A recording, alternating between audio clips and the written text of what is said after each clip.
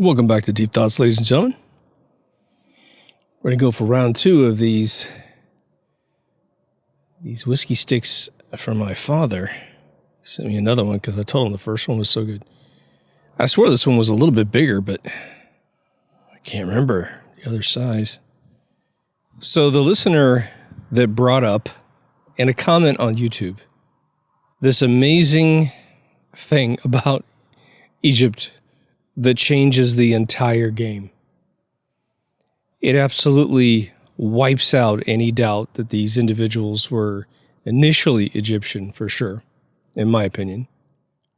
And that's not important to me that these people didn't build this place. It just happens to be the unfortunate truth for their history. Now, I think that they did eventually participate and build up some of the last things that occurred there, but in terms of most of the jaw-dropping stuff, I'm not sure. But I did Instant Earth episode, right? And I prefaced that episode on the notion that incredible pre-dynastic construction occurred prior to any visible writing, which usually leads to someone saying culture. Now, I'm sure whoever built this pre-dynastic stuff had their own culture. But in terms of recording it in written language, not the case. All the pre-dynastic stuff is without writing. Some of the facilities have had paint put on the wall and it's like a stucco-y kind of stuff on the wall. Not really stucco, but like a plaster on the wall, and that they actually transcribed on the plaster. One, because the mixture that they made was very bright, thus giving a lot of contrast for whatever they put on the wall. It's because you can't go up to a stone wall and just start putting black writing. When you got 50% gray behind it, you're not going to see it that well. So just like we buy canvases that are white and not canvases that are gray, that's why. But this one little factoid has utterly blown my mind, and I've brought it up to 2 or 3 people who I know digest this kind of content online in my own private circle. And man, just watching their eyes drift into nowhere. And, in one case, one person just tries to change the subject in the conversation, not realizing that that's what they're doing to deal with it. It's so strange how cognitive dissonance is such a defense mechanism to deal with life. But here's the mind blower, right? I will have said this in a previous episode that probably will air before this one. Maybe I'll switch it up.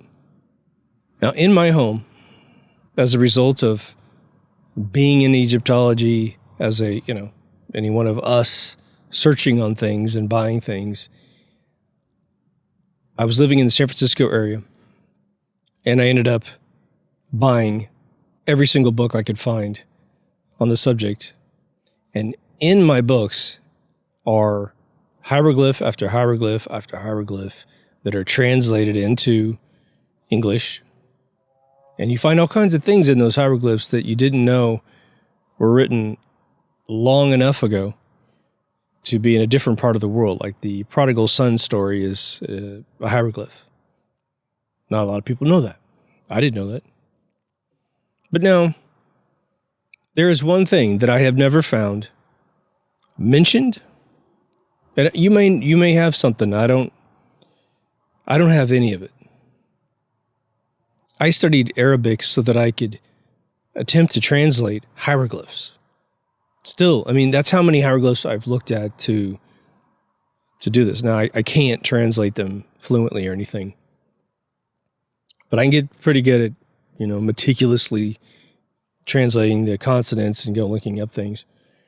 But at no point in any of the hieroglyphs is a mention of a pyramid. Not its construction, not its existence. There is, or are, these, it's strange because people will have documentaries and they will show, because there's only one image that I know that calls out to something like this. A pyramid is in this relief. I'm not sure if it's Babylonian or Egyptian. A lot of it has to do with the Anunnaki stuff. But there is one hieroglyph that's actually pretty hard to find. Unless I guess you know its name. But there's seemingly a leader on a throne, and they are looking at the pyramid, and there's a beam coming through that cobra, the serpent, into the third eye, and bouncing off the pyramid and going up. But I see this stuff in videos and then go and look for it so I can put it in videos for you guys. And that is one that has been extremely difficult to find. You can use every word that you can think of to find that hieroglyph. That's the one. What about all the other things? All the other writings? The amazing feat of creating this in the first place. Now, even if we say, okay, like Instant Earth, this stuff is built by a generation of humans that perhaps have a different Earth to deal with. The interesting thing about Earth and expanding Earth, although this is going to hurt your brain because you've been told how old man is on this planet, and you've been told how many billions of years old the Earth is, which seems to be getting older and older and older because one of my closest friends who's a geologist, I have a book in my house that I think is called 4 Billion Years, and I think now we're at 5.3 billion years, and just they keep making Earth older and older and older. You know, why try to answer questions that we have no hope of answering? That's my big question back to them. It would make sense that the basalt boxes, those 100-ton boxes that I keep mentioning to you guys in different episodes, that you would know that those exist and not necessarily embed them in any story. One, they're hidden. They're in tunnels and what have you. So maybe they're secret in the first place and you wouldn't want to call anything out. But a bunch of pyramids. The other thing that I discovered was that in all of the official Egyptology stuff I have, and some of the books I have are reprints from the early 20th century and the late 19th century, so the 1800s and the 1990s, or 1900s, right? Books from about 1920, going back to about 1880, somewhere in there. They're just reprints. You can just look in the front of the book and they'll tell you exactly the first time it's been printed. The intro, in some cases, has been inserted, a preface, or I should say a foreword, to explain where this book came from, that kind of thing. But the Pyramids of Giza is your kind of grade school version of the story that you learn about. There's 3 pyramids in Egypt, and that's it, boys and girls. It's like Goldilocks, man, right? There's Big Daddy one, and then the middle one, and then the little one. And then you get some books, and you realize that there are bent pyramids and other gigantic pseudo mountains that are actually pyramids. The individual rocks and stones, I should say, that you can see were quarried, carved, and put in place. You find out, initially they tell you that the bent pyramid, there's only a couple of them. They're mistakes before they figured out the true method of building the Great Pyramids. And then you find out there's about 125 bent pyramids in various states of condition. There's pyramids that are so eroded that we don't know what their final form actually was. We can only assume. There are pyramids that appear to have exploded. I just watched a documentary, I shouldn't say that, a video of a kid that went to the Giza Plateau and started filming the ground and started noticing what he called, I'm not convinced just yet, but he said molten limestone. And it was in the seams of the limestone that ran away from the Great Pyramids. It does look like the stone has been liquefied. Well, the theory that I put forth,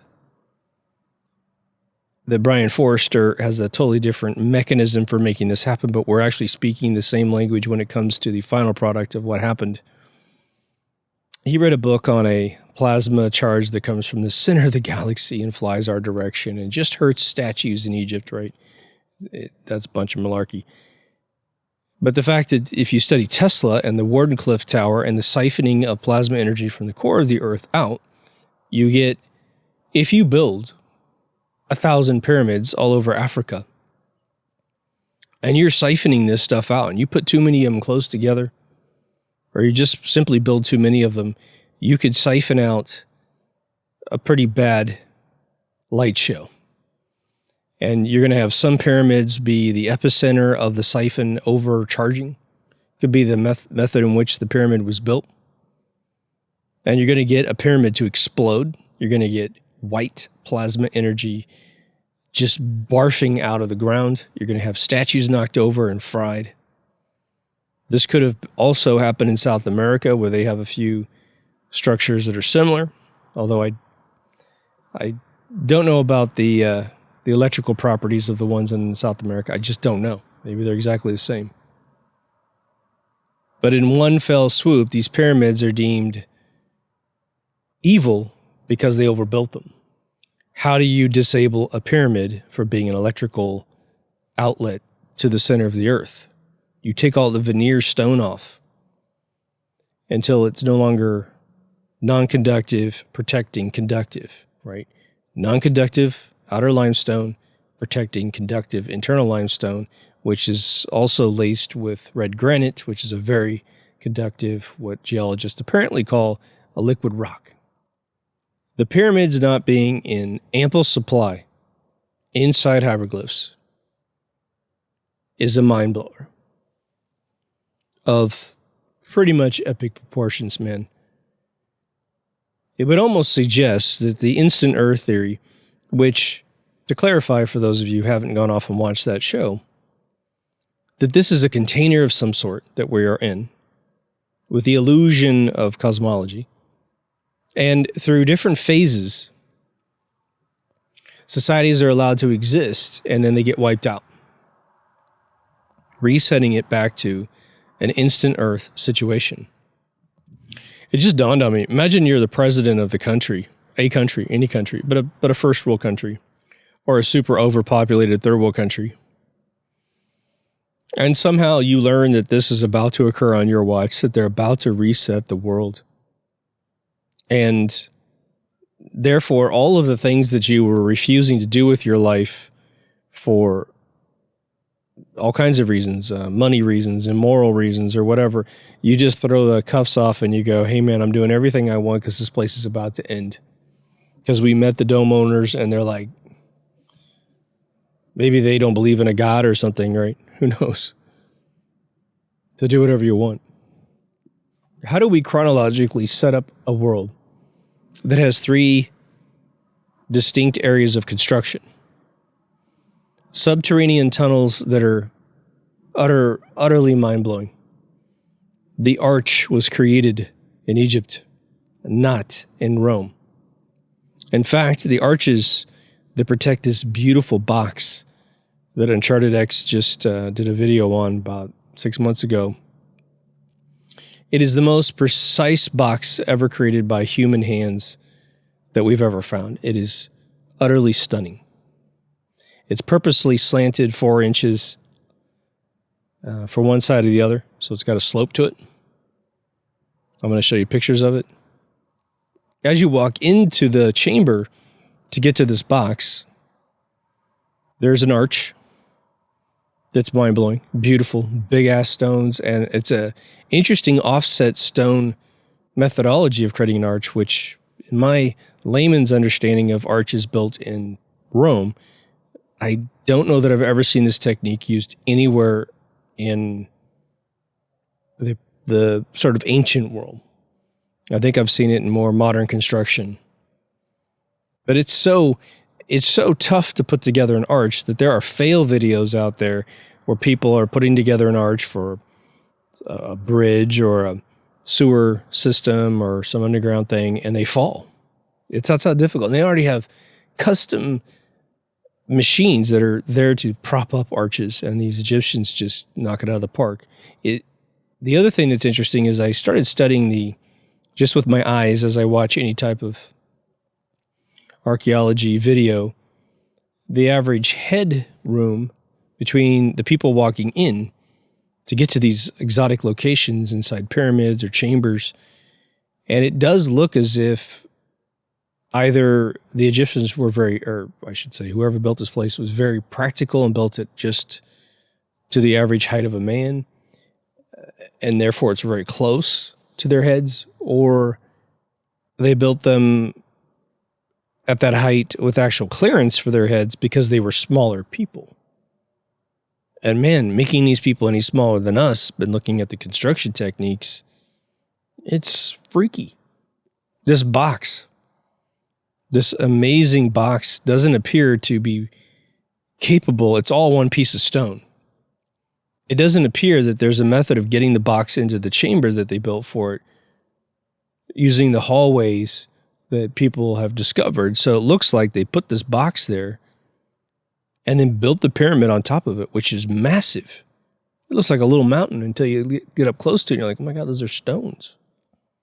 So regardless of how you think the pyramids were built, the more that you liken that era towards the dynastic era, where you've got all these pharaohs documented, this should be the talk of the town. This is what we do. We build pyramids. We build hundreds of pyramids. It should be in all of their literature. Why go to such lengths to build something gigantic that is a world wonder in 2021 and not document why you're building the thing in the first place? And my gosh, if you were to build it to create power, which is what we conclusively think it is in my circles, due to its electrical properties and its absolute correlation with the Wardenclyffe Towers. And the dude from Coral Castle said, when asked, how did you build this place by yourself? He said, I figured out how they built the pyramids. So we've got an era where tunnels, arches, amazing locations are built into the ground. We know for a fact that the catacombs below the Giza Plateau and around that general area go down, it seems like about 1,600 feet, which is approaching, a quarter of a mile in the ground. I mean, is your mind not automatically blown by that? And when you look at the catacombs in these places, the stone work that actually cuts a hole in the ground so you can go down in there, there are locations where you can definitely see the tool work. The way I'm looking at it now, because the majority of those stones are actually so freaking precise, it makes Machu Picchu lay down and take a nap. I think some of these more man-made looking tunnels were simply the later generations trying to dig down to these chambers. And like any means possible, get it done. But in all cases, the stone is an 8-level stone of hardness from a 1 to 10. I don't know what 1 is. Maybe sandstone's a 1. But a 10 is required to cut an 8. You can't effectively cut an 8 with a 9. You can, but it would your material and your tools that you're trying to cut the 8 with would shatter very quickly, as I'm told. Well, where does 10 start? 10 starts at diamonds. And then you have to mount the diamonds in some precise way to something. And then that has to be spun. It has to be a tremendous amount of pressure put on those drill bits in order to cause any effect, a borehole, circular saw. So I've spent close to a week trying to have this conversation. I've been having this conversation with people for hours. I've probably spent now about 5 hours having conversations about this idea. I went back through my books and just thumbing through hieroglyphs. Got online, looked around. I do have a tiny concern, although it's very small, that people are forging hieroglyphs using Photoshop, either cutting and pasting together shapes from other hieroglyphs that are legitimate to create something for us to see. The famous arch in one of the temples or one of the homes or whatever, which apparently looks like an Apache helicopter. The explanation for that, I just need to repeat, makes complete sense, which is it looks to me like a leg bone, or a leg, not a leg bone, but a leg from the knee down is a very common hieroglyph, and I forgot what it means. It's a connection of sounds.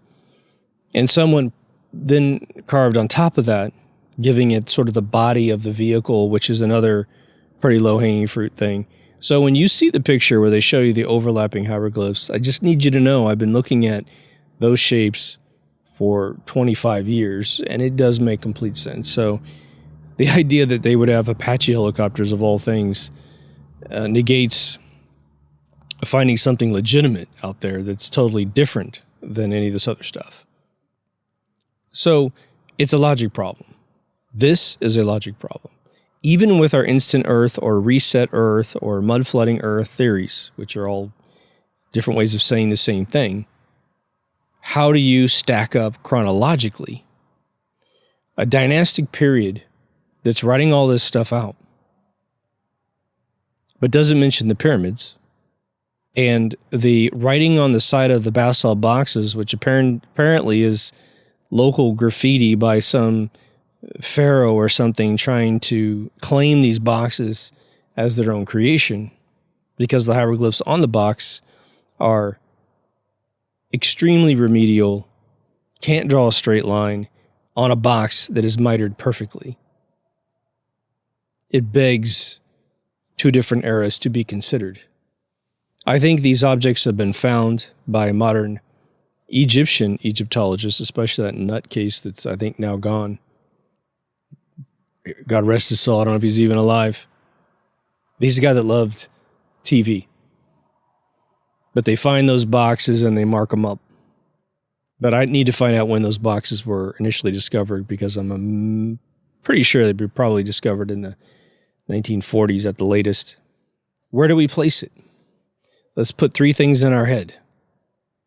There's the, I think, obvious pre-dynastic history, which is tons of amazing structures, no writing on the walls, nothing appears to be a tomb, big giant black boxes, which are extremely oversized to be a tomb, but then there's nothing on the boxes that says that it's the tomb of a person, which we know, having found other antiquities inside, apparently, Valley of the Kings and Valley of the Queens, they went all out when someone died, especially their pharaoh. Then we have the dynastic era, which is everything that we've ever been taught. That's what you're allowed to know. Although I think Anunnaki was inserted into the situation. And then you have these pyramids. Now, if you listen to the official history of all this stuff, it was all built between about, you get your first mastabas about 3200 BC, and then about, what is it, 2800 to 2400 BC, you get all these pyramids. And then they get attacked by a bunch of neighboring cultures and they disappear. But they're still there. The initial busts that go back to this pre-dynastic era most definitely look like African genetics. They have the flatter nose. They have the bigger lips. They have very lush African skulls. Whereas when you get to Nefertiti's bust, you have a very Egyptian-looking sort of, I don't know what you got. I don't mean to say this to offend anybody, but sort of what the European Caucasian build: a narrower nose, more narrow lips, and they look like modern Egyptian people. Now, we have to also look at some of this and say that there are factions in the world that definitely want to make sure that we get it all wrong, because they want different winners and different losers. We know that a tremendous amount of history has been erased, in part. Giant skeletons found here in North America have been seized, taken to the Smithsonian, and lost/stolen to erase that part of history from us. I just found out that there's a dwarf pygmy race that has been noted all over this planet. Incredible stories about them fighting wars with birds and all kinds of stuff, especially storks. And they were from 18 inches tall to 3 feet tall. In the United States, we have found at least 250,000 of their graves and their bodies, again, harvested by some agency, sent to England, and then stolen to make sure that that part of history can't get understood. We are the only things that have been here. In some cases, I think it would be a religious institution who ripped off the virgin birth story from previous generations and then made it an imperative to go around and find other virgin birth stories like Isis and Horus, Queen Semiramis and Nimrod having Tamos, Cuchulainn got brutalized, and they want to erase it, or they want you to think that that's folklore and theirs is true. That's what I think is so funny. Everyone else's religious stories, no matter how detailed they are, they're all ridiculous cartoons, and yours is true.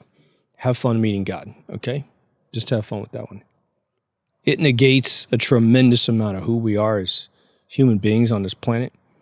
It further abstracts you away from ever finding out where we actually came from because you can't address the puzzle pieces. Because you've got a paradigm locking down your brain and saying, no, no, no, keep giving your stipend to the Pope. It's time to be free.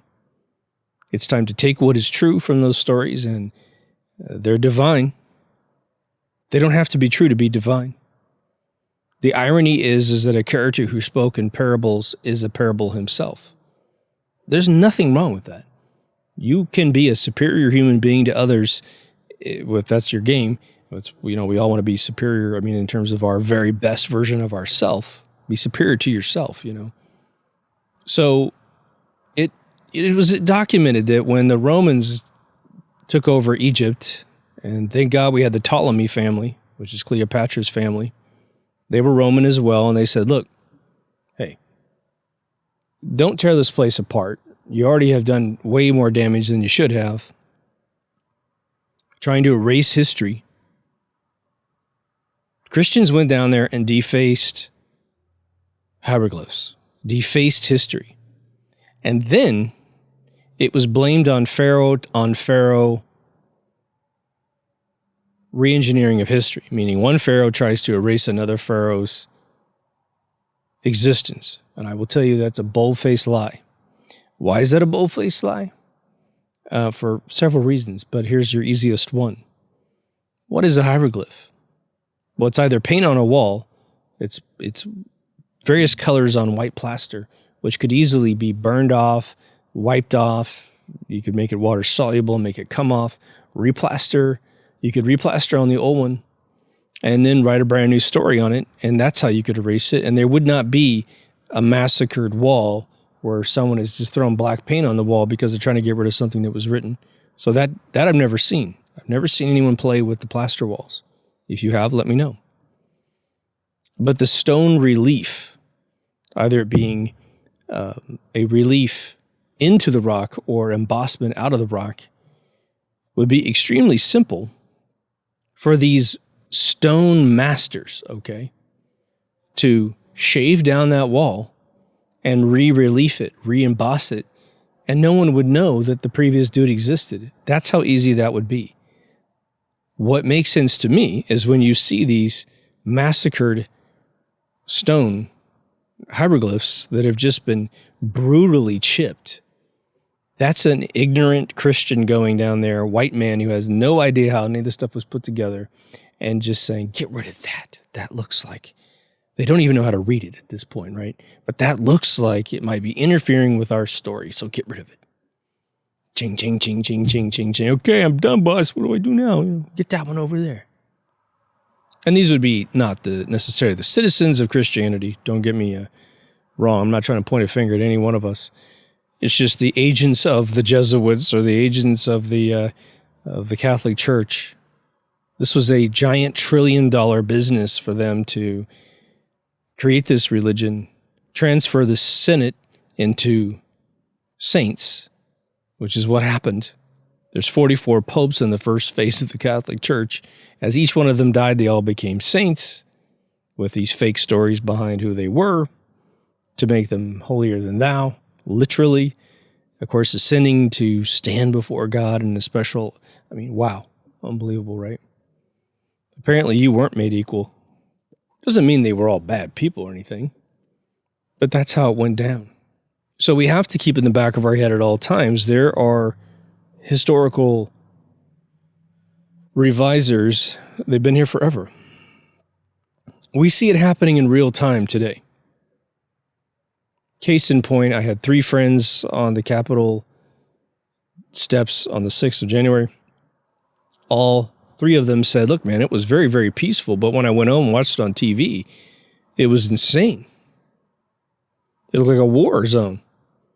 But it was very peaceful. Yeah, a couple of people climbed up for a little while. They said that was only during the approach, and after everyone got there, everyone calmed down. Besides beating up Antifa people, trying to put pipe bombs everywhere. So it's happening real time now. This is an old game, man. Let's go back to our question. Pre-dynastic construction that is mind-blowing. Some of it we can do today, and some of it we can't do today. But we have always put, in the last year on this show, we've always put the pyramids in the pre-dynastic time frame. We put the Sphinx in the pre-dynastic era because of Graham Hancock's incredible research with a bunch of other people coming to the same conclusion. He probably bit his conclusion off other people's conclusion, and there's nothing wrong with that.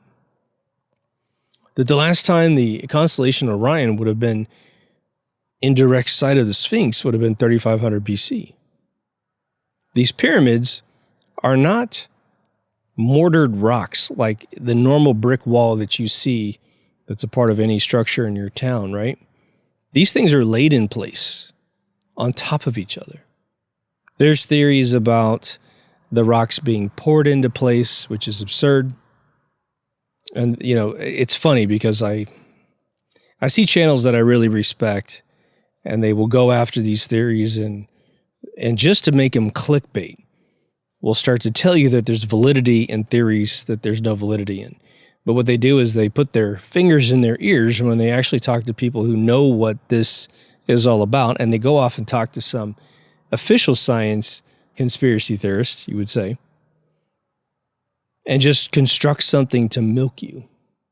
And that's why their videos are so short, because they can get in and out real quick. Short videos in short segments is the way that the press has been gagging us forever. Bringing people on news shows and having 6-minute conversations about something like 9/11, and the host talks for 4 minutes. The guest who can prove that there's some fishiness going on gets to talk for 2. The second that the guest gets to something that is against the narrative, the host jumps in and attacks them and then says, hey, I'm glad you're on the show. See you later. Boom. And then, I'm sorry, we're out of time. It's a technique. Twitter started with 140 characters, right? You don't think that was a scientific technique of shortening your attention span? Think again. Would have went to 280 after that or something like that. The feature was already in Facebook. The feature was already in, I think, MySpace. Leaving a comment. It's called a forum, man. Except it's the short attention span forum. How do we place this on a piece of paper? Historically, we got a timeline where these incredible structures exist. And here comes this big articulated phonetic symbology called hieroglyphs, ancient Arabic writing, and it misses the boat. Well, the easy way to put this on paper, but it doesn't make any sense, is that those dynastic era people went first. The writing went first. And then all this other stuff happened second. And when I say all this other stuff, we're talking about a ton of stuff. A ton of stuff would have had to gone after. But, like the basalt boxes having sort of short bus writing on it, it begs the opposite thing. Hey man, if you had a phonetic language and you had a method of writing and you're able to create a basalt box that's absolutely the most mind-blowingly perfect structure, and there's a bunch of them, you're going to get those hieroglyphs down pat. statues of jackals, statues of lions with rib cages and anatomically correct proportions. Some of the statues of humans sitting, like me sitting here, it's amazing how they would get the face absolutely perfect. And the structure, you could fillet it in Photoshop, and take the left side and mirror it on the right side, and it's exactly what's there. It doesn't just work. Of course, we know that would work. But typically, if I took my face and made the left side look like the right side and showed you guys the photograph, it might take you 10 seconds, but you'd realize, I see, he's got that little dot there and it's over here too. This is why this looks so strange. So in some cases, part of the statues are amazing looking, and in other circumstances, the proportions are a little wonky. We can see the evolution within hieroglyphs. As I said a long time ago, if you go back to the supposedly older writing, the pharaohs themselves are much darker. The ink or whatever paint they had created to create themselves was darker and darker and darker. And as you go closer and closer to our time, apparently, we have lighter and lighter skin. And what's sort of fascinating is the help is often still dark. So you'll see them fanning a pharaoh, holding a light bulb. Those folks remained darker. Who knows if that's even a slave situation? I mean, some of that stuff is if you're in the middle of, 10,000 BC, and you got a job working for the pharaoh, who's obviously feeding you, clothing you, and sheltering you. It's probably not what we call slavery. You're an assistant to someone who's the most famous person in your area, the most powerful person in your area. Doesn't always have to go to Kunta Kinte, man. So let's start talking about some radical theories. Here's one that blows me away.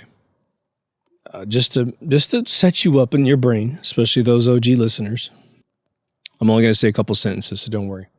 I set off to prove that Roswell crash was fake and ended up becoming a forever believer unless someone pulls me aside from the military and explains it all to me and shows me all this stuff. And I can ask a million questions and it all makes sense. When I was a kid, especially Leonard Nimoy, I think, had his show History's Mysteries or something like that. It started in the 70s that the pyramids were built by aliens, that the Giza Plateau was a runway for spaceships, which is hilarious because, they're going to come in on wheels. It could be a landing pad, I guess, but if you have a spaceship, you could probably land a lot of different places. But hey, having a nice solid platform makes sense to me. And then what's strange about it, when you hear this stuff and you're like 5 to 10 years old, unfortunately, it goes in your brain as truth.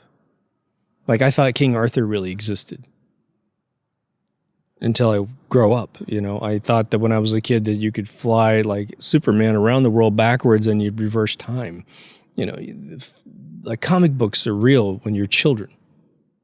And so obviously, as I got just slightly older, the idea that these were built by aliens, started to dwindle off. And then when I bought books about it, which laid out the internal construction of how the stones were laid out, it looked very man-made. It looked brilliant, but it looked man-made. Now, I'm just going to throw you a screenwriter's fun interpretation of this information. But sometimes you got to do that. You got to throw a dart at a wall with some stuff on the wall as a target in the middle of the blackness of the room, right? You got no light. You're just going to throw it. It's like having a blindfold on.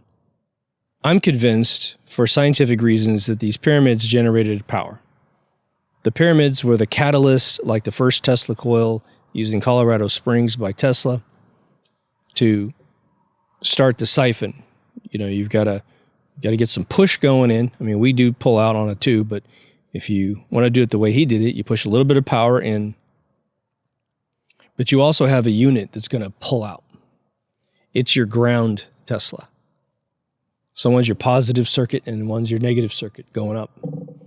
Because it's built on an ravine, because it has a catacomb of water in the plateau, you are siphoning the Earth's plasma into this water, and then you can, anywhere on the plateau, you can put a steel rod down, and they've got lead, or excuse me, they have iron from meteorites in the desert, and they can build staffs out of it, and they can put that down, and boom, you've pulled up enough power to get something to happen.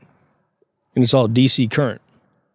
So imagine you've got this dynastic era that's been put in place by our creators. This is a layer of folks between us and what you might think is the ultimate creator of like a god. Could be dome owners, could be aliens. They probably look like us or some derivative thereof. But they have put the Egyptians there, or whoever these people were. Use the African people to first do it, and then maybe over time, blending in with other cultures, it siphons out to be modern Egyptology, modern Egyptian DNA that we see today. But that generation dies off somehow, for whatever reason.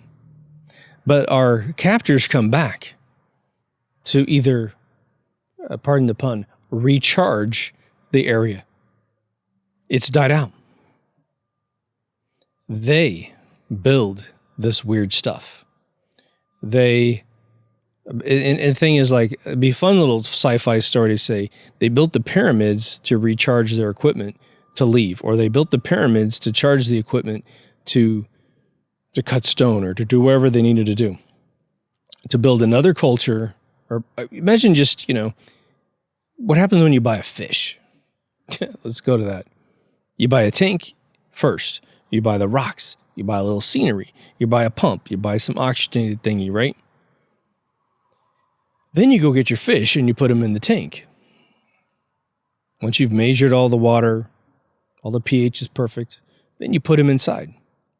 We know that man was first most densely present in the tip of Africa and South Europe. Just look at Rome being where Rome is, where Greece was, where Egypt is. Per capita of people on Earth and doing all things both sophisticated and not sophisticated, they were in those areas. The sheer layers of civilizations that we're still discovering, and we won't even be close to discovering all these civilizations in our lifetime. That's what's nuts. We're going to die. If you live to be 100 years old, the majority of previous civilizations will be underground, undiscovered. I mean, maybe if there's a miraculous piece of equipment that's created where it can scan the bowels of Earth and give you back a full 3D picture from sonogram data that comes up, derived from echoes and all that kind of stuff. Yeah, maybe. But I'm starting to think, we're almost at the point of reigniting the alien theory. Now, forget, again, all the implementations that you've seen in movies, like, what is it, Stargate, and where the spaceship lands on top of the pyramids. That is probably one of the best fun stories about what those things could have been. But you find pictures online and pictures and videos where they were spaceships themselves. And the only problem with that is, obviously, these are stones that are simply laid into place. If you tried to vibrate it, move it, turn it sideways, the whole thing would fall off like someone with a plate of pasta rotating too quickly. And it all ends up on the floor, which I've done with a bunch of sauce on top on a white carpet when I was about 12. That stain stayed there forever. It just seems that these things may have been built fairly quickly as to account for a lack of massive civilization that it would take to put them together. Because think about it. The first theories when I was a kid, but again, it's to accentuate Moses, it's to accentuate African people bad and everyone else in Europe is totally civilized, which is, we built Europe without slaves, and the people down south had to use slaves. They were cruel primitives. They're savages. Remember the Doctor Who show, Kinda, or James Cameron's full ripoff called Avatar? That's the game. Kinda was 1982. Avatar is 2007. Exact same story. That's where Avatar came from. Go watch it and your jaw will be on the ground if you think not. A hanging crystal tree forest. I mean, you'll see it. But they use all the same scenes, the same dialogue. Someone just ripped off the Doctor Who episode and converted it up without much creativity, except the CG. But if you have a bunch of people, because it's three different theories. You have a slave race that works for hundreds and hundreds, if not thousands of years building all these pyramids, which makes complete sense, doesn't it? 125 bent pyramids, a bunch of pyramids that just look like mountains. And then you have the beautiful ones in Giza, which has a bunch of little cousins all over the ground. Then you have someone saying, well, about late 90s, the theory started coming out that maybe they weren't slaves, maybe they were just the people, and it was just what they did. That they weren't slaves, and that they thought, without knowing how the pyramids were built, they reduced the number of years it took to build the Giza pyramids by quite a bit, saying, hey, you could do this whole thing in 20 years. When people do the math on how many stones are in these projects, they then multiply that times how much time it would take to quarry, transport, and position the stone precisely, of course. And they multiply it times 2.3, 2.5 million just for the Great Pyramid. And then they start going, oh, yeah, it's probably going to be way more than 20 years. And it's way more years than any pharaoh that claims to have been the catalyst to the project. So you've got slaves taking forever, citizens that love it, reducing the time quite a bit without any scientific explanation of how to do that. And then you've got alien drop-off stuff. Aliens putting this thing together. And then you have, and I tried to look up Eric Dubé's former episode about the fact that he thinks these pyramids were built in the 1800s. Because I thought, oh, maybe the person who put the comment in the comment section, maybe that's a factoid that Eric put in his video, because it's been a long time since I've seen it. So I went to his channel that's online, and I surfed through, every video till it stopped. And there was nothing about Egypt in there. And I found the dinosaur one. I found 80% of the videos are all flat earth stuff. And so maybe he had a change of heart. Don't know. Maybe he wants to re-edit it. Maybe that's the video that got him kicked off. Maybe it was censored, pulled off his playlist, which there's videos up there that say that his playlists have been destroyed or censored and whatever. The idea that the 1800s would have been a place where these pyramids were built is negated by two major factors. There's probably thousands of factors, but at least two. One, the area by that time was extremely populated. There were dudes living there documenting it like crazy. Uncharted X cites this guy whose name's Petrie. His last name's Petrie, Dr. Petrie. If it weren't for him, we wouldn't have a tremendous amount of the knowledge we have about these areas.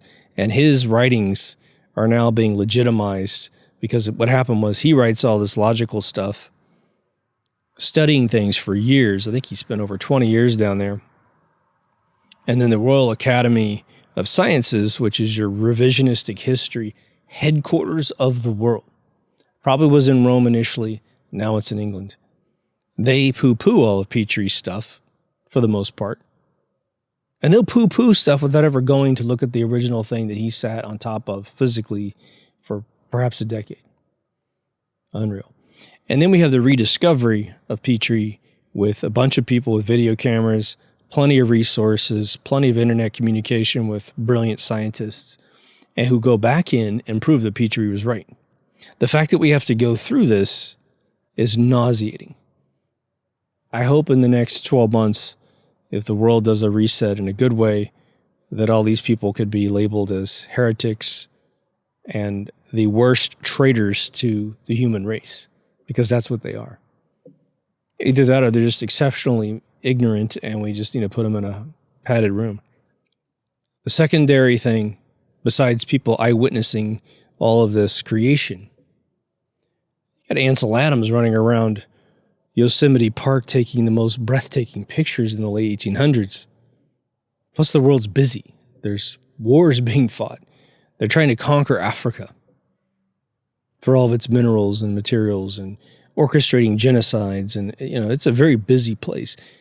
But how is it that somehow, they were able to mine out of the ground or quarry out of the ground all of this rock with the most sophisticated stone cutting tools that we don't have today? Why would that be the case?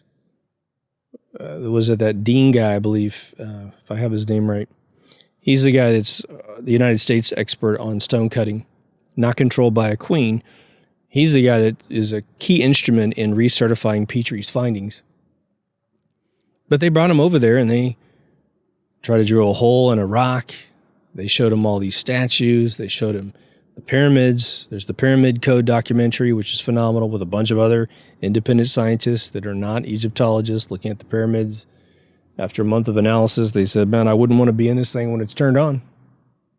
So I would have to see some artifact that has been discovered that is ancient, and I mean ancient, that could do all this work in any of the history that we have discovered to this point, let alone the 1800s. Now imagine, let's go back to the alien theory. They show up and they have to do something. I don't want to think too small, because if they show up to planet Earth, then they most likely have a method of traveling interstellarly, or again, if we're in a petri dish with a dome over the top, they're on the other side.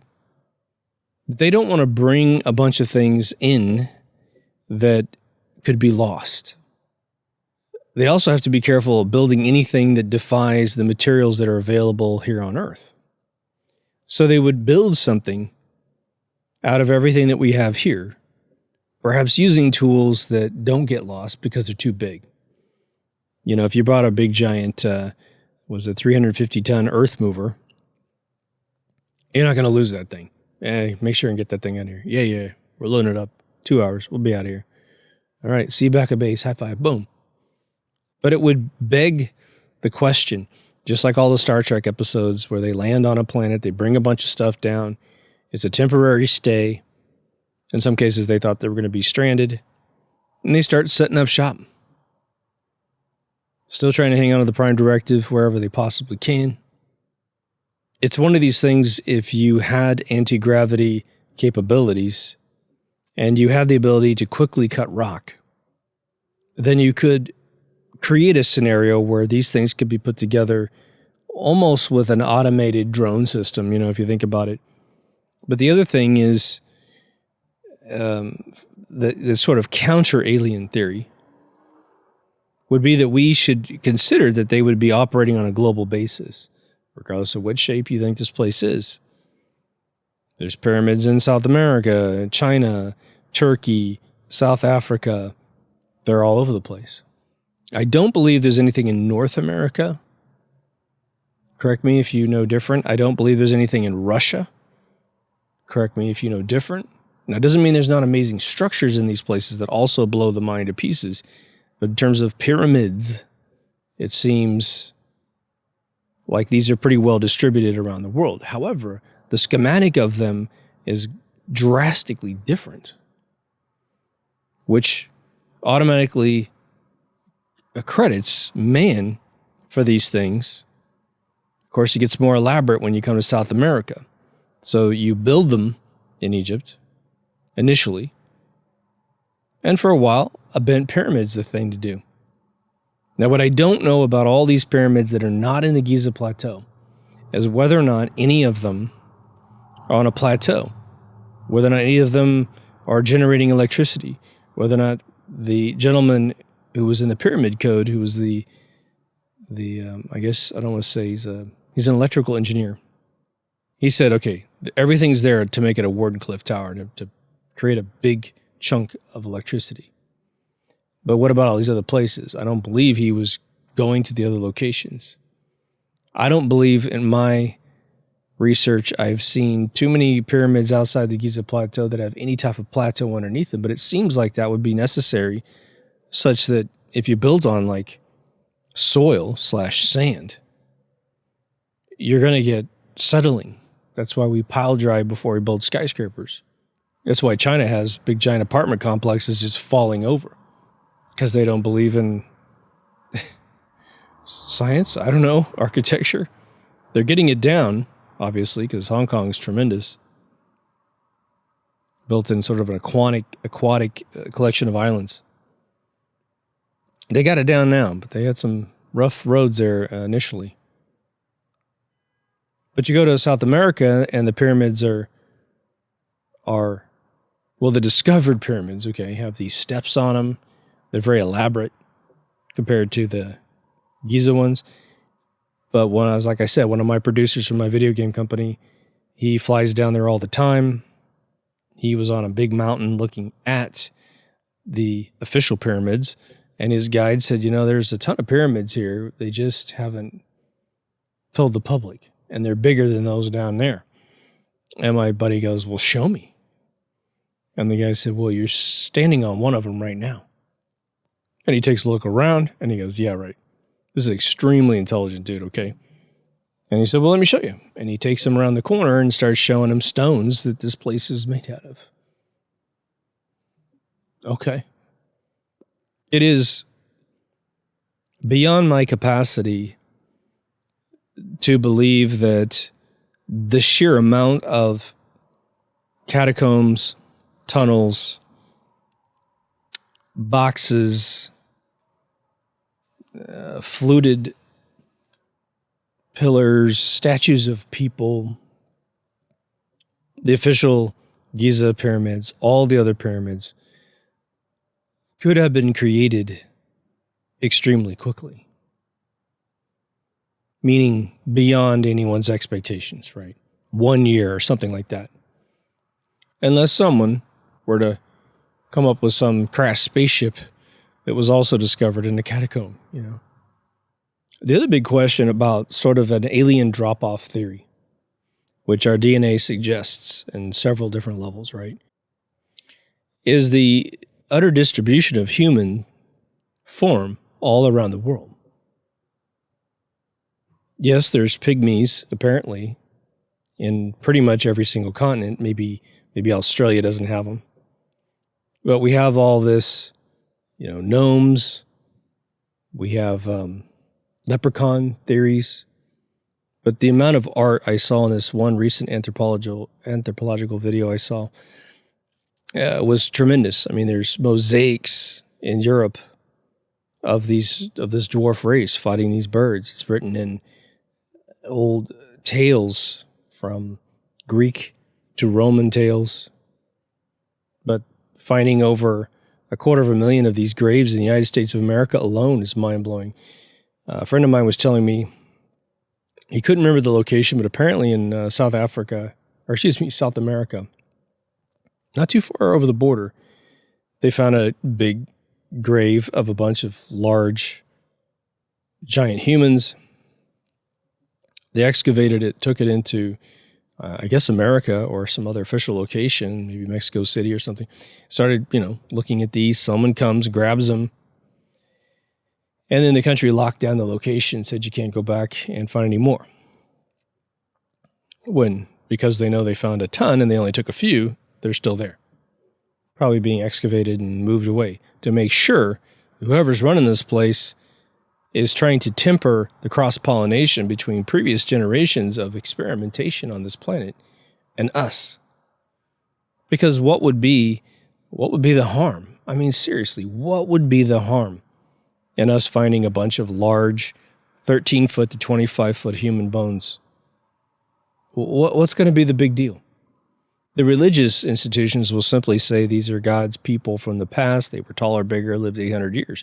They're not going to have a problem with it.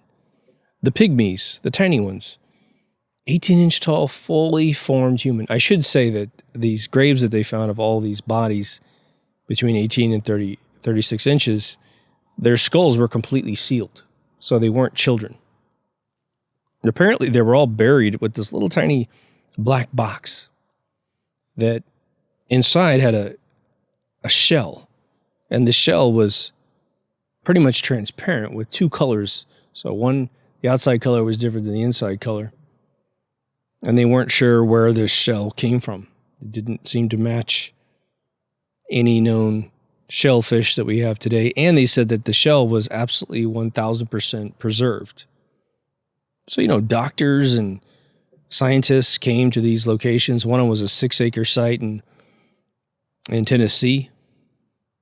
And this guy published in his video, I'll probably do a video on this whole thing, but, probably a dozen New York Times articles about this stuff. This isn't fringy stuff. But it seems like there's a force out there. It's like when you see UFO, black suits show up and say, no, you didn't see that. And they make you sign a non-disclosure while you're young, full of energy, and your brain's working really great.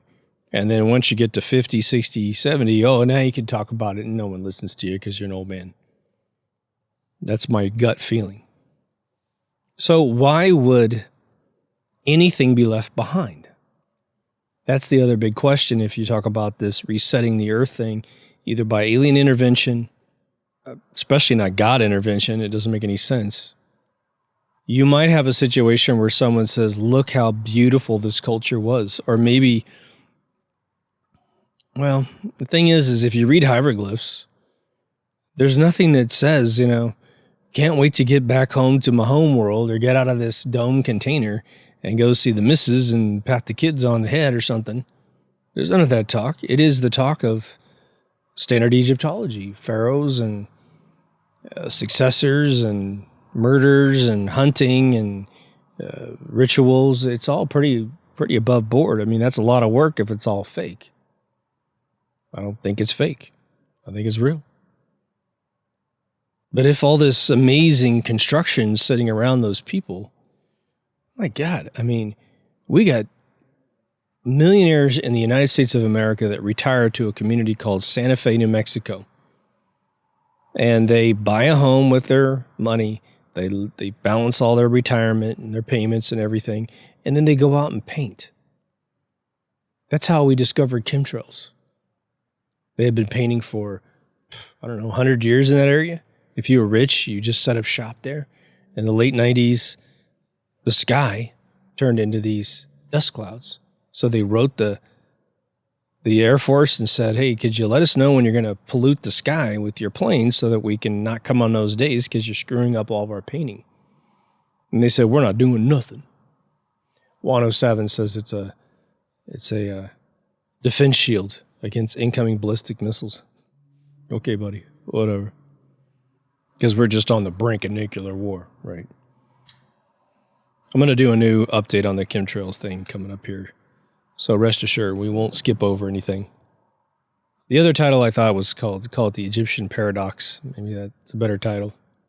This is racking my brain.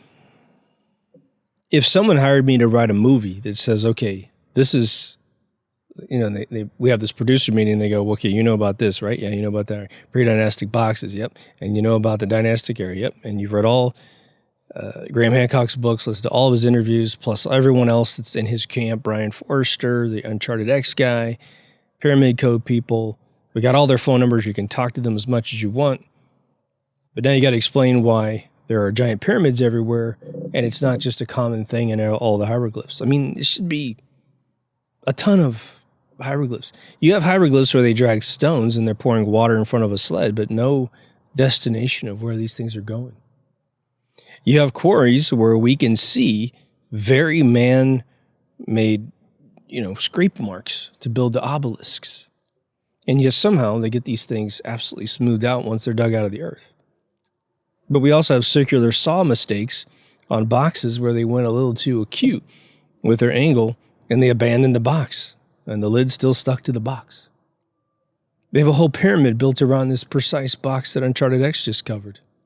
It's just an amazing thing. And I guess we should suggest for a split second that this is kind of an absurd theory, but imagine all of this mishmash of history and time is a logic test for us.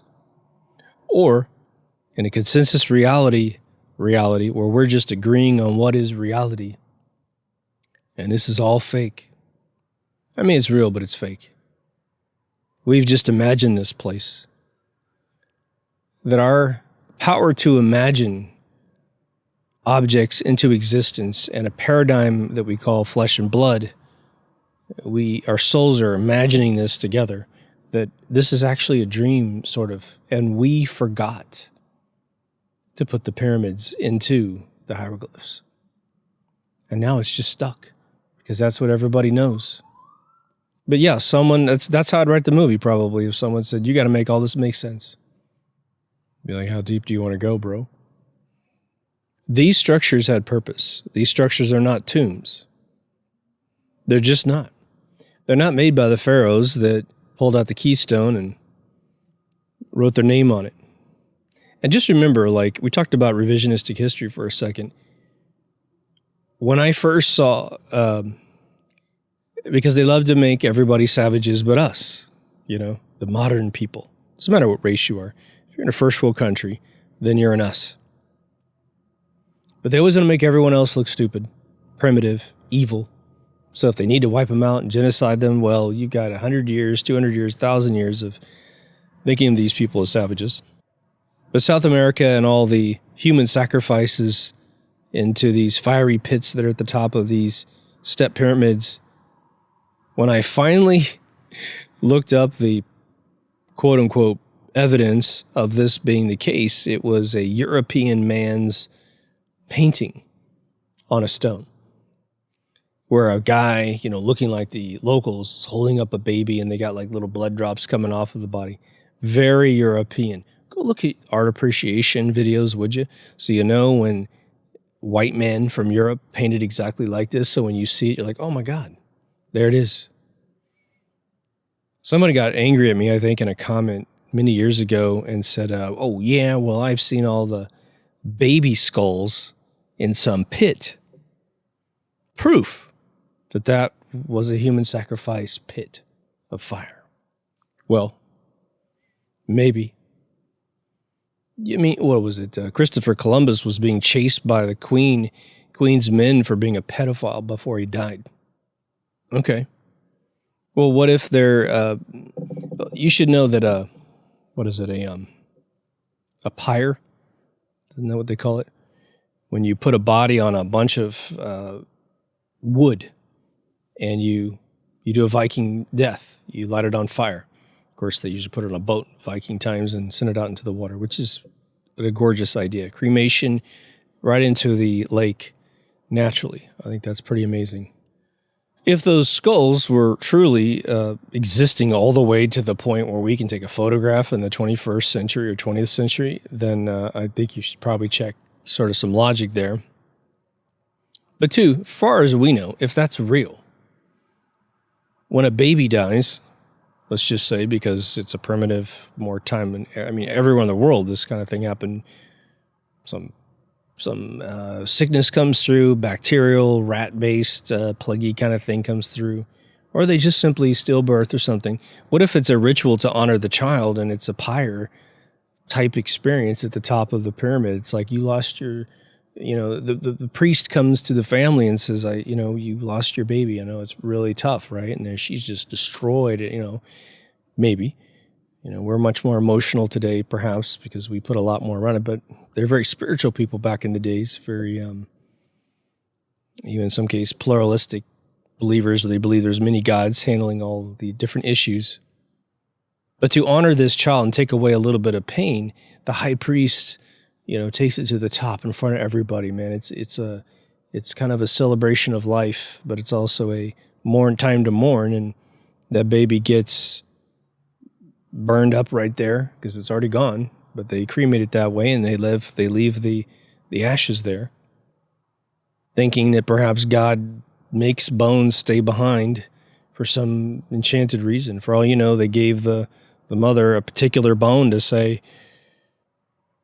this is what you keep. You put this in your home, and when you want to say hi to your child that passed, this is how you do it. You put together some little thing like the Japanese do, where they have little shrines to people who have passed. I think it's absolutely gorgeous belief, man.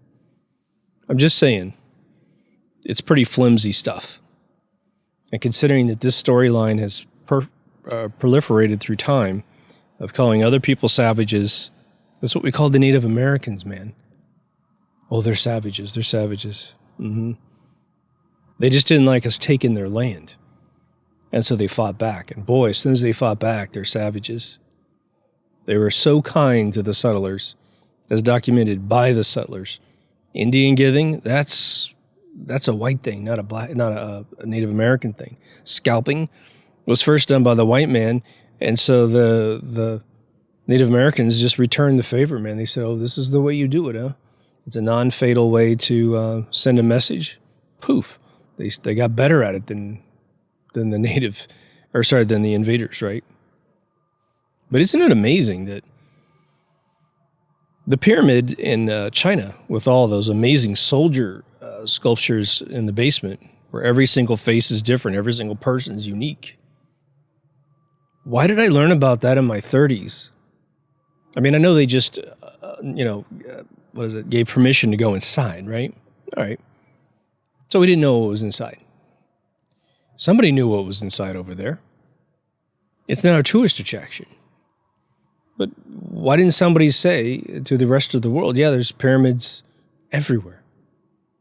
Why is that, I just think it shows you that those in authority to bring you this information are not that intelligent.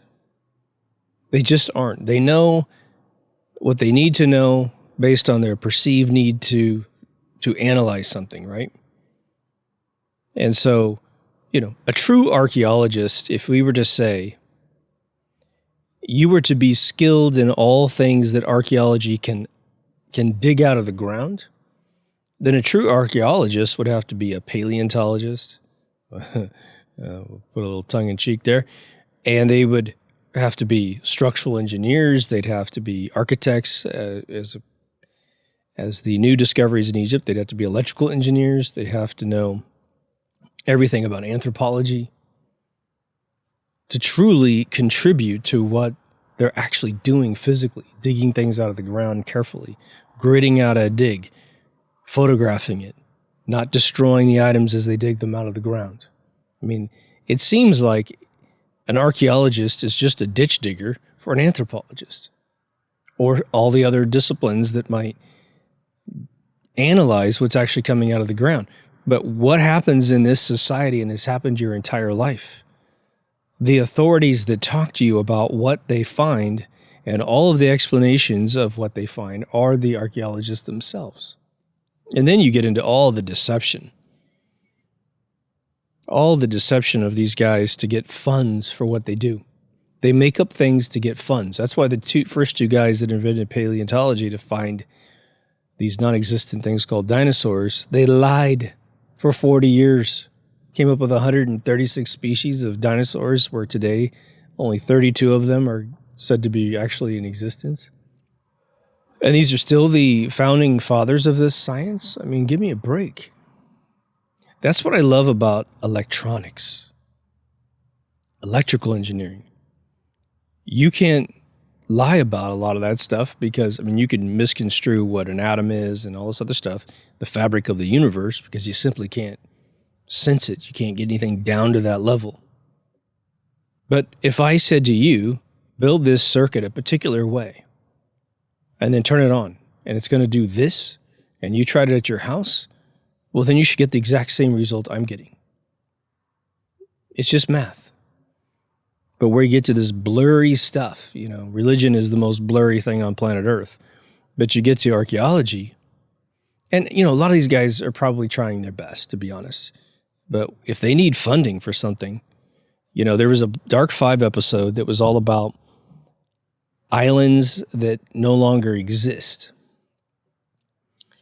And in every single case that I remember, it was an explorer that wanted to go to a particular part of the world and explore, and they would make up fake places, come back to their financiers and say, oh my God, we found all these islands, we found this whole continent, that we didn't know existed, and we're going to name it after you, but I need the money to go up there and stamp the ground with your name on it. And so they transcribe it on a map, places that don't exist, which is kind of weird because I want to just pick one that it does exist, but a lot of them already had names, you know? There's a huge paradox in Egypt. I find it to be the most riveting frontier, which is why I talk about it so much. I hope you guys aren't tired of listening. The one thing I would obviously love to do is get my trip back to Egypt planned and get it to execute. But I'd also like to go along with someone like the Uncharted X guy or Graham Hancock or someone with a like mind, or Brian Forrester or something, so that I could get one, someone knows the culture really, really well, which I studied the culture quite a bit because old story coming back. I had a travel agent putting together a trip to Egypt in August of 2001. We're just about to buy tickets, man. And 9/11 happens. And I get a call from the agent going, you can't go over there right now. And then those German tourists were murdered, I think in front of the Cairo Museum, but wherever they were, they got blown away. And it was just, you know, but I studied the Nile. I just studied places where you can get off the boat and other places where you're not allowed to get off the boat, or you can, but you're going to get whacked. But that's why I got to have someone with me that is going to know the locals and say, this dude's with me and all that kind of stuff. I would love to see them in my lifetime. Spend some time there and try to find out maybe some answers to these mysteries, man. I don't even know what it would cost nowadays. And the bummer about these trips is you always got to pay your bills at home, no matter if you're gone or not. You got to pay off your car, you got to pay off your house, all that kind of stuff. You know, an echo of what we're saying in the modern time. And what's interesting is I told you guys I'm watching The Taxi Show. I just watched like 6 or 7 episodes last night. And at least in 2 episodes, the World Trade Centers were in one of the episodes. And some Hollywood schmuck did not go in there and erase them. I mean, that's got to be erasing those buildings out of movies and television shows should be something that just smacks the families in the face that lost their loved ones to that. And it really damages the entire historical culture of our society. If they get to all of the shows and erase those towers and then get some draconian control over the world, they simply will tell you that those things never existed. Those are just rumors. They don't exist. What I find amazing about this particular issue is that the most brilliant minds haven't talked about this. Graham Hancock. I mean, I haven't seen every single interview he's ever put together, and I have not read all of his books, but I think I'm only missing one Egypt book that he's written. But this should be the question of all questions for that particular area of the world. Why is the past so categorically hidden from the present? My producer being told and proved all in like 10 minutes that he was standing on a giant pyramid in South America. Why wouldn't that be excavated, at least in part? You don't need to uncover the whole thing, but at least, you know, take a strip from the top to the bottom and make it 100 feet wide or something, and just strip all the dirt away, build maybe some temporary structures to keep it all back from filling in, and allow people to climb this other amazing structure. One, it's indigenous to the people, you would think, that they would want credit for having developed this technology at least some point in their history. It just keeps begging the notion, is this going to uncover a greater conspiracy of where we are and what we are? For the consensus reality application towards this whole thing, what I find most mysterious about that idea, and it kind of negates the idea, would be, how could we ever discover anything if we had to concede or be in a consensus that it existed before it could exist? Right? We could, it's almost like, but we also know that creativity is probably the bedrock of this soul-based universe, right? We are creators. We have a creator that made us, and therefore we have his or her gene pool, soul pool, whatever you want to call it. So maybe as we attempt to discover things is where the imagination of either drawing from the database of the universe to say, out there somewhere in some other physical world, whatever shape you like, these things were created by the beings on that previous civilization. So here we are, bored, let's just say, and we start digging in the ground.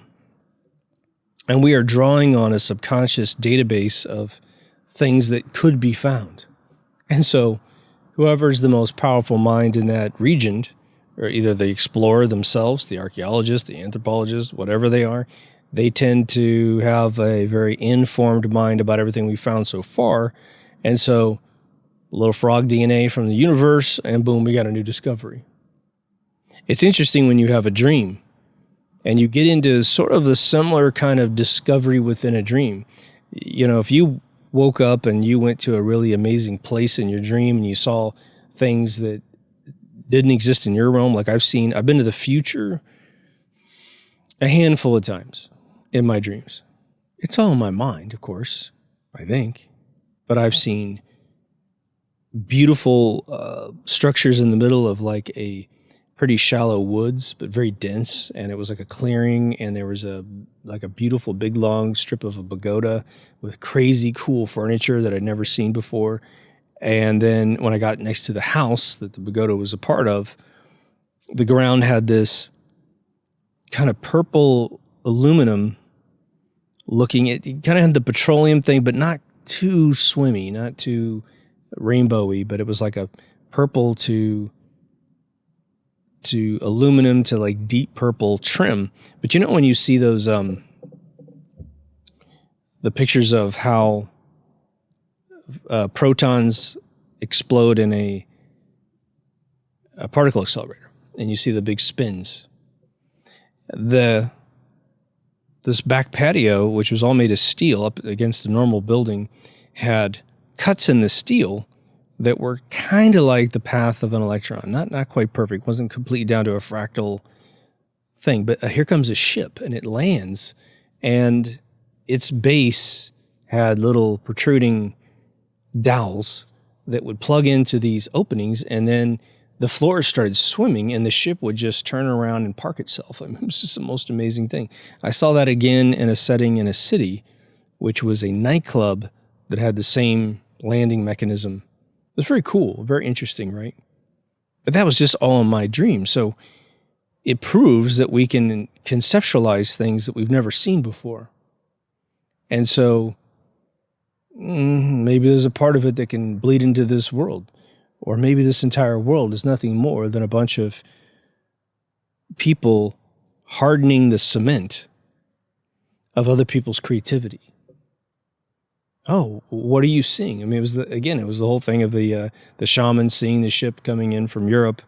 The normal people couldn't see it. The shaman could because he had a more open mind. He starts teaching them how to see it, and all of a sudden, everyone that came over, they could see him for a few miles before they arrived at the coast. That being a more real-world application of this overall theory. The proximity of the pyramids to so much of the other discovered architecture over there is where it becomes very difficult to reconcile. If the Giza Plateau was in an area and you had to travel 500 miles or so, or even 200 miles before you found the next building, the next statue, the next something or other that was not typical of the same architecture that is the pyramid, then you could simply say, well, they just didn't travel that far. They didn't need to, so they didn't. They couldn't conceive of anything being over that hill or whatever, and you could write it off that way. But the problem is it's all extremely dense. People don't build things without a purpose. They simply don't. Even if it's simply art, it has a purpose. The amount of duplicated statues over there had a purpose.